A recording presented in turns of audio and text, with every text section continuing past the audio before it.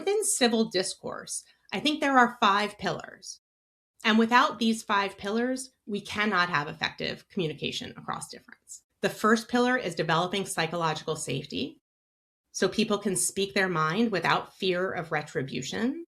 They can ask questions of anyone as much as they need to without worrying about getting in trouble or being judged for that. And I think that's a huge area, and I think it's an area of a lot of confusion. I think people think psychological safety means going out of your way to make people comfortable. That's not what we're talking about. Psychologically safe environments can actually be really uncomfortable for leaders because they can be approached for doing something a wrong way or a different way or a less than optimal way and at any point. And need to learn to listen to that feedback and make changes based on that feedback. So psychological safety is that first pillar.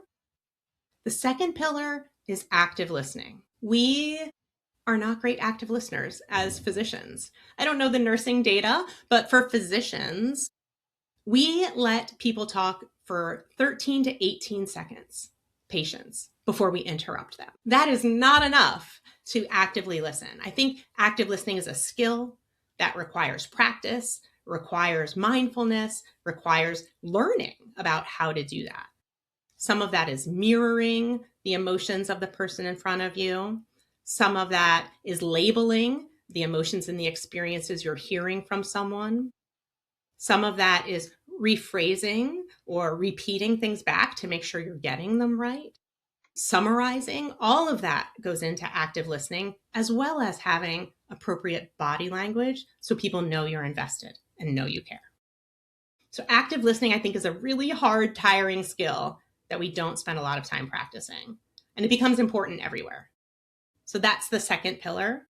The third pillar is finding common ground. If we go into conversations with 2 people at 2 ends of the spectrum, we're already all on edge. We're thinking about, how am I going to prove my point? How am I going to debate this effectively? How am I going to win this argument and pull them over to my side? And it puts your brain using more glucose in a stressed situation, and it doesn't let you begin that conversation on an equal ground.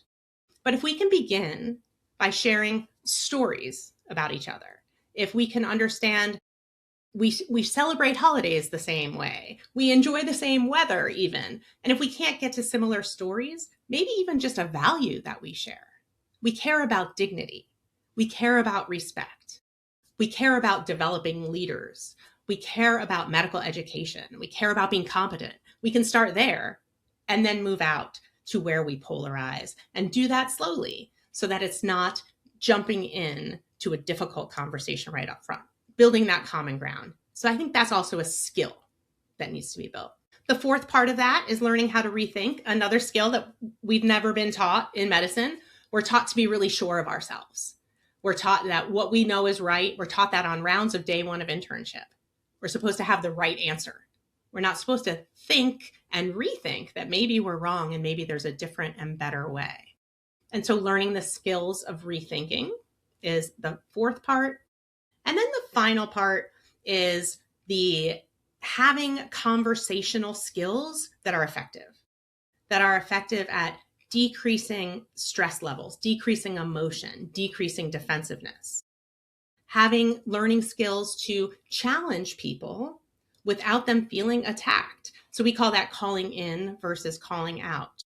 Telling someone that you disagree with their opinion and here's how it made you feel and here's why and here's how we can move forward effectively together, instead of telling someone their opinion is wrong and shaming them and ruining that relationship.